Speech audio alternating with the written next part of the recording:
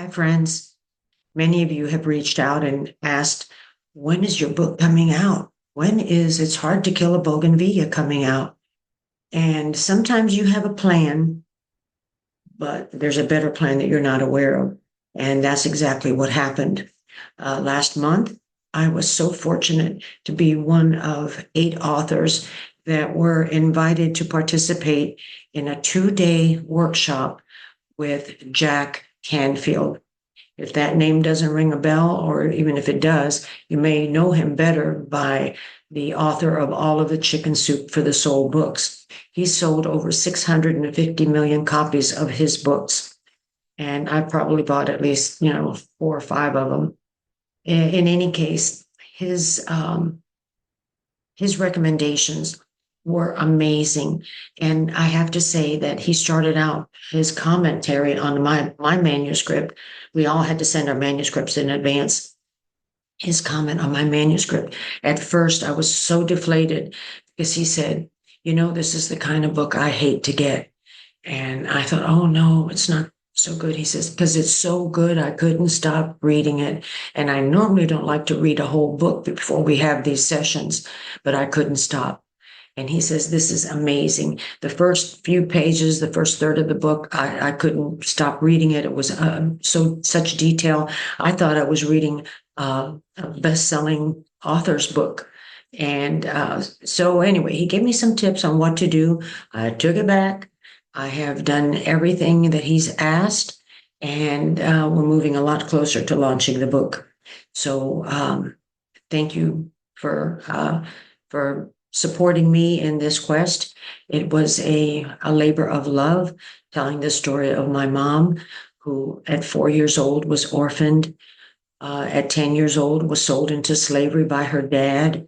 At 17, she escaped and actually became an undocumented immigrant. And with only a fourth grade education and not knowing the language, her testament to survival was that she ended up owning a sportswear factory where she employed about 60 other workers, always treating them with kindness. She also had a laundry. She had several houses, was always building. She built 2 little strip centers. And but it's a testament. So if she could do what she could do, given her obstacles, can you imagine what you can do?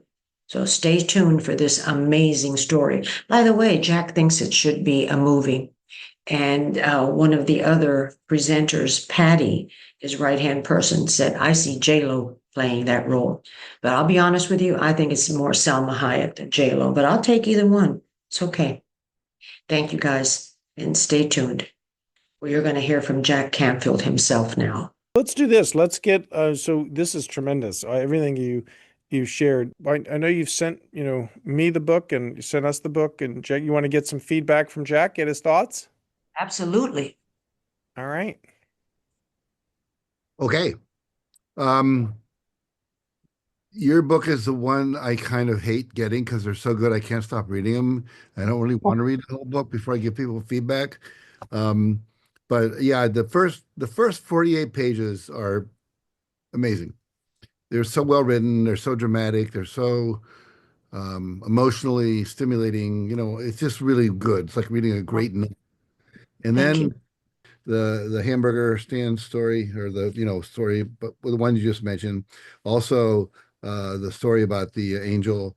And I'm getting these stories that are just so powerful day to day of what she's doing and how she's surviving in the plantation, and how she escapes in New York, and how she gets the job, and it's all very detailed, amazing. Getting up in the morning and going there the first time, and all of a sudden making a shirt, and the guy gets excited about it, and so she's got the job, and then she gets promoted, and gets money, and gets her apartment, and then she meets Pepito, and then it moves too fast. All I can say is it needs more detail, some more stories like the ones you just shared, if there are more. Okay. um, like she, all of a sudden she becomes this really good entrepreneur. She's running a company. How did that happen? The first 48 pages I wouldn't touch. And then I would say, starting in the page go on from there. I just think it needs a little more detail. There are stories. There's the one at the border with the Nuns, where she got handcuffed to a bus with nuns. yeah, that's a great story too. But she's involved in a lot of different philanthropic causes, Right. and you kind of did the one with the nuns at the border. That's the only feedback I have, really. You're a phenomenal writer. The Oh, first 48 pages I said is just like it's so it's such a powerful story and it's so well told. And the just you can't believe what they suffered through sleeping under that, stairway and the I know. dog and the amount of and her father and then watching her mother get, pour gasoline on herself and light herself up. And I knew about a little bit about history about Cuba, but reading about it in such detail about what was really being experienced by people, especially people that Mhm.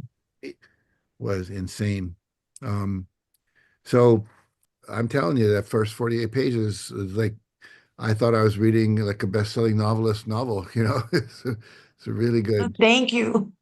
Yeah. Thank you. That was a labor of love for me, to be honest with you. And I just want people to know her and know what she did. And I think a story about immigrants right now is so important Yeah, I because agree. we have been villainized and I think every one of us that's here, we all have stories of somebody in our past that had to sacrifice so that we can all be here and realize how lucky we are. Mhm. So Yeah. anyway, I appreciate that. And thank you so much for those kind words. It really means a lot, especially Well, coming from you. well, thank you for the story. I really totally enjoyed reading about your mother. And not everyone has a gift to be able to describe circumstances the way you do. And you have it. So just, employ it a little more toward the end. And I think you have a wonderful book that could be a movie. I do think it could. It's so powerful.